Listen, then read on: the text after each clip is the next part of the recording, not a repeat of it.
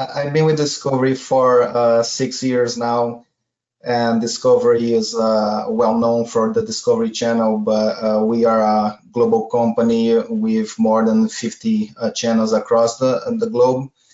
And I've been part of FP&A teams supporting different areas of the business and involved with their process of budgeting, forecasting, and long-range planning. Today, I want to talk about linking the strategic planning to budgets and forecasts. So I want to start with my first slide, talking about what I think are strategic targets, and these are hopefully targets that come from the strategic planning. First of all, they are aspirational targets, right? They are where I want to be, what I want to achieve in the marketplace. They shouldn't be based on bottoms-up approaches that just reflect the status quo or a simple extrapolation of previous period numbers. These approaches only put numbers there that everybody knows. So the targets needs to be aspirational, where I want to be, well thought of aspirational targets.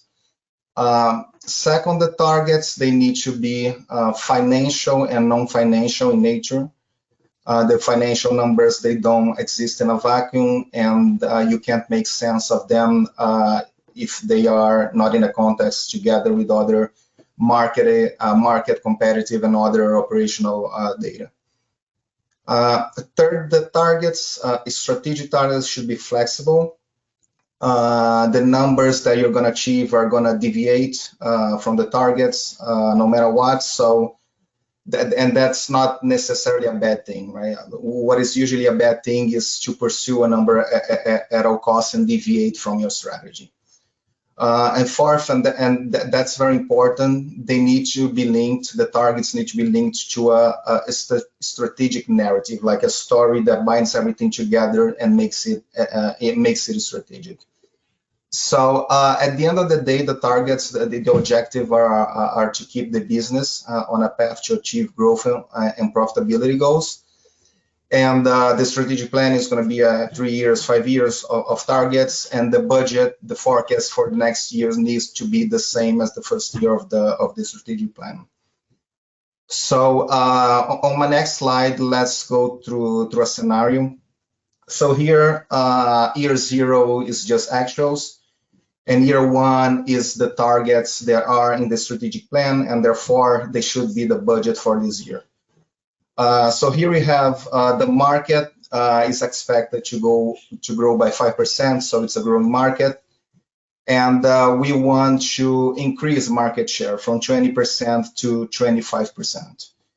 We're going to keep price constant. How we're going to increase market share? We're going to go in the bottom and do a push. We're going to increase the investments in selling and marketing. As a result, the EBITDA is expected to grow by 40%. So here are your targets. They are aspirational. This is what I want to achieve. They are financial and non-financial in nature. They should be flexible. The 40% EBITDA growth, that's never going to be the target communicated externally. So if I go on that path of achieving something like that, that's great. And there's a narrative behind here, gaining market share through investments in selling and marketing. So suppose then on the right, then the year 1 happens and the market grew by 4%. Okay, it's not 5%, but that's a great growth. That's in line with my strategy. Market share grew to 24%, not 25%, but that's also in line with my strategy. It's not easy to grow market share. I'm on the right path here. Selling and marketing, I grew. I executed on my investment. Maybe I was a little bit efficient. Maybe because the market didn't grow as much, but I did the push. So I executed on my strategy, and as a result, I have an EBITDA that is growing 30%. That's an excellent, stellar result. So let's take a look now. On my next slide, I have the same scenario. And so here, the targets are the same, but the market grew by 6%, even better than the plan, so that should help me. Market share is 27%, even better than the 25%. However, I achieved that by reducing my price to $9 from $10 per unit. So we deviated from the strategy here. Besides that, I overdid my budget, my target. I overdid my selling and marketing push by another 5 million. So again, I deviated a little bit from my strategy. And as a result, the bottom line growth is a disaster. Let's move on to the next slide. And here I just have another scenario, and here's a scenario where the targets are different. This is a market that is expected to decline. So 4% is the expected decline. Market share, the strategy is to hold the fort there, hold market share at 20%. Because it's a marketing decline, I'm going to try to be more efficient with selling and marketing, and a little bit more efficient in G&A as well. So year one comes and the market declined by 2% only. So that's great, not the 4% that I expected. However, I let market share slip to 15%. I didn't execute on my selling and marketing expenses. I cut it too much. I executed on the G&A, but the result is that I deviated from the strategy, and as a result, the EBITDA is a disaster as well.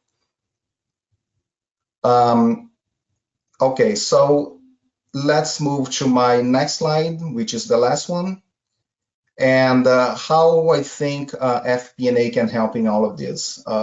First, link strategic plans to budgets and forecasts through strategic targets. Right? The targets need to be the same, and FP&A, through the role of managing budgets, forecasts, is well positioned to link those, have the same, make sure that these are the same targets from the strategic plan. A few practical examples. Avoid the hockey stick problem that we all know, where the first year the budget is much less ambitious than the strategic plan.